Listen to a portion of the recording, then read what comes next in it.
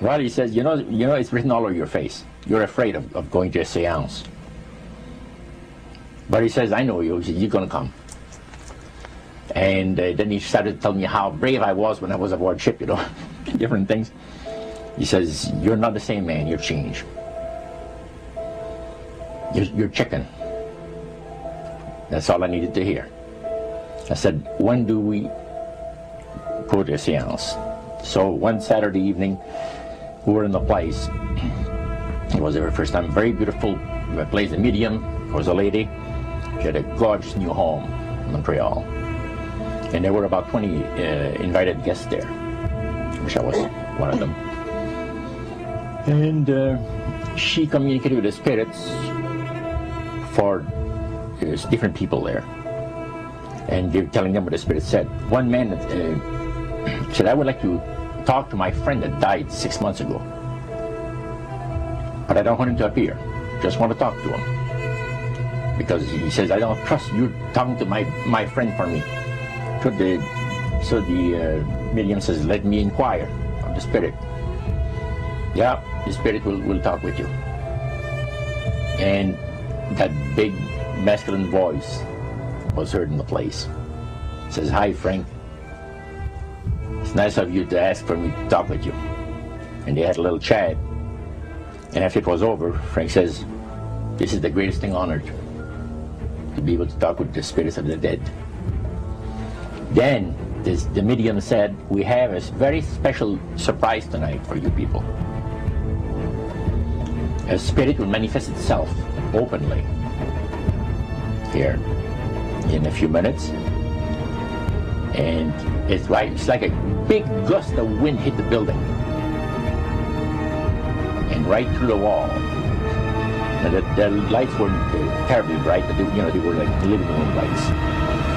A couple of floor lamps and maybe some of these. And that translucent being seemed to come right out of the wall.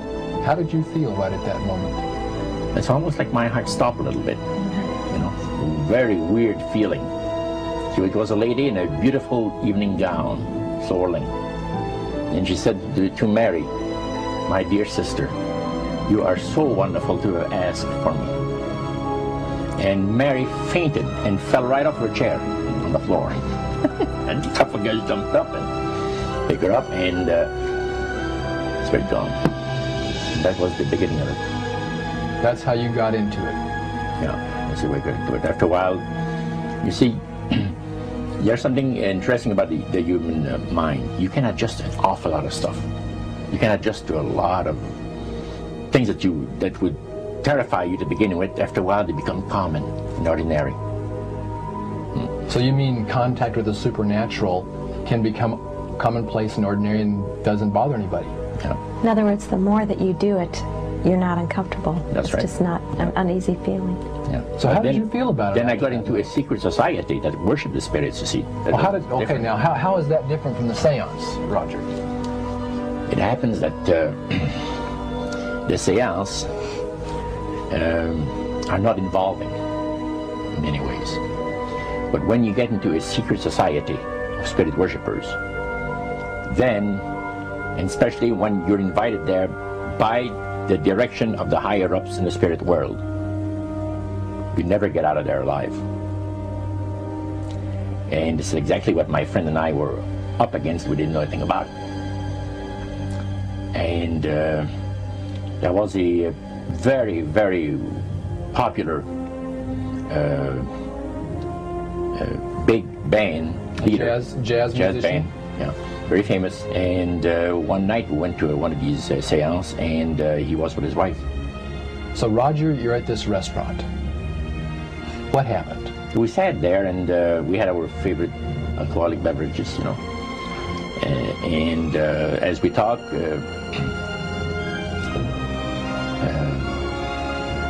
the band leader says, I want power. I go right to the source of power. And he says, how do you think that I became famous the way that I am? Well, I said, you must have had some good luck. Well, he says, there's no such thing as good luck. He says, there's either some power working for you somewhere, or you don't get ahead in this world. Not in my type of occupation. So it went from there. We got talking about spirit worship. Did it intrigue you?